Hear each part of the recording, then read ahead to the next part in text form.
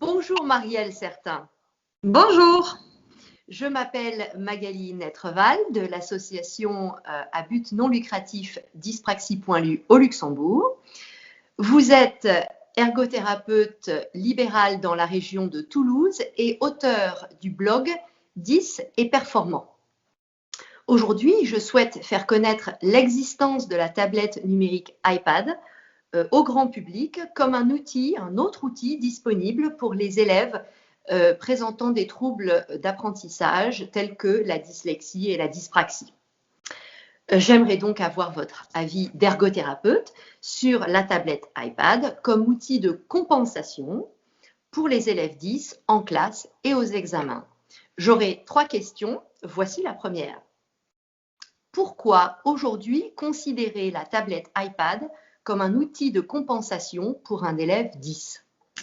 En effet, pour certains enfants 10, ou pour ceux qui ont des pathologies neuromusculaires, on s'aperçoit que l'iPad présente quand même beaucoup d'avantages. La première chose, c'est que l'iPad est un outil tout en un.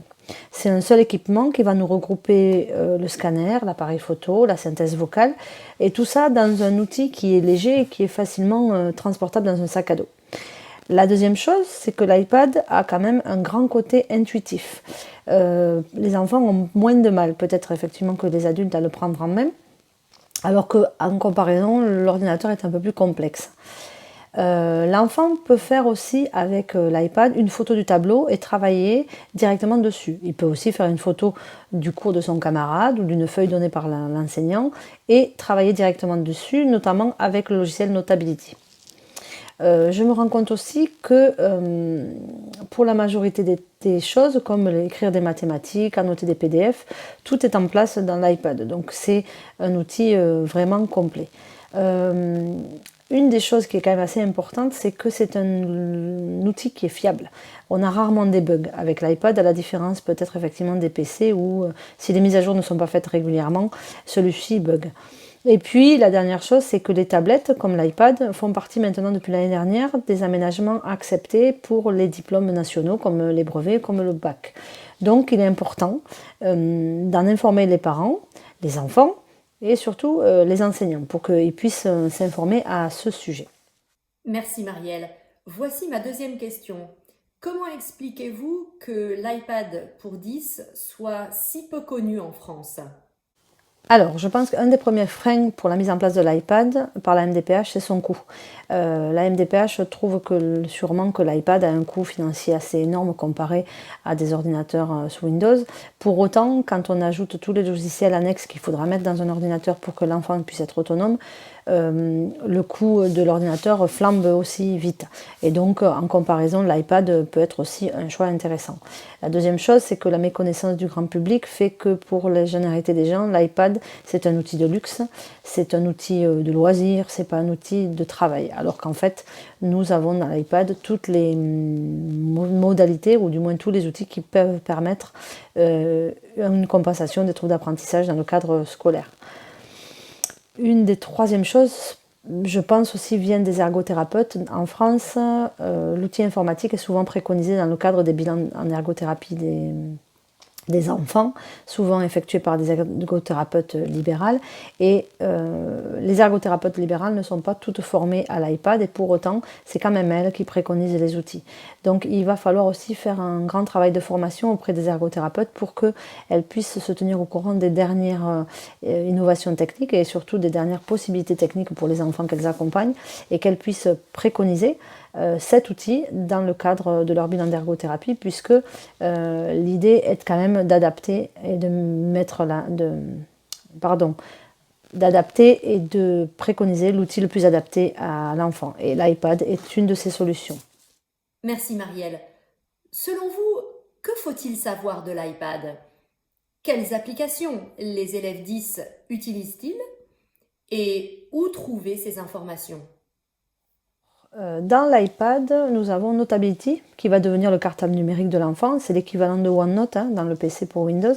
C'est un cartable numérique qui permet de faire des onglets par matière que l'on peut personnaliser avec des couleurs, avec des emojis pour que l'enfant se repère le plus facilement possible dans ce cartable. On sait que les enfants dyspraxiques ont besoin d'aide visuelle et donc Notability, pour ça, comme pour OneNote, a cette possibilité de personnalisation qui est une grande aide pour les enfants dyspraxiques. On a un avantage aussi, c'est qu'on a une possibilité de partage d'écran et on peut copier-coller des documents d'un champ à un autre en grande simplicité, ce que l'on n'a pas avec le PC, puisqu'avec l'ordinateur, quand on fait un partage d'écran, on est sur de 2 tiers en tiers, et donc il y a une partie des choses que les enfants ne voient pas, et quand les enfants ont un trouble neurovisuel, c'est assez compliqué pour eux. Alors qu'avec l'iPad, en fait, le partage est réel, et donc ils n'ont plus qu'à glisser un document d'une partie de l'écran vers l'autre partie et de travailler après directement dedans. Ils peuvent importer des PDF, importer les figures de GeoGebra, voilà. Après, dans le logiciel, dans Notability, on peut aussi effectivement annoter tous les PDF, comme dans l'ordinateur avec PDF Exchange ou PDF Editor.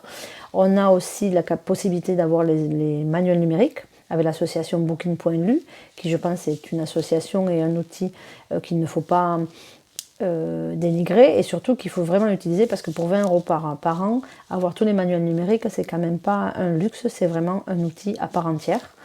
On a la possibilité aussi de scanner avec l'appareil photo directement dans l'iPad, donc il n'y a pas besoin de téléphone portable, il n'y a surtout pas besoin d'acheter d'autres accessoires comme une souris scanner ou comme une barre scan, puisque tout est dans l'iPad. Donc l'enfant photocopie, ou du moins fait une photo de la feuille donnée par l'enseignant ou du tableau ou du cours de son copain et travaille directement dessus. Donc il n'y a pas de manipulation particulière et il n'y a pas d'intervention d'un accessoire en plus.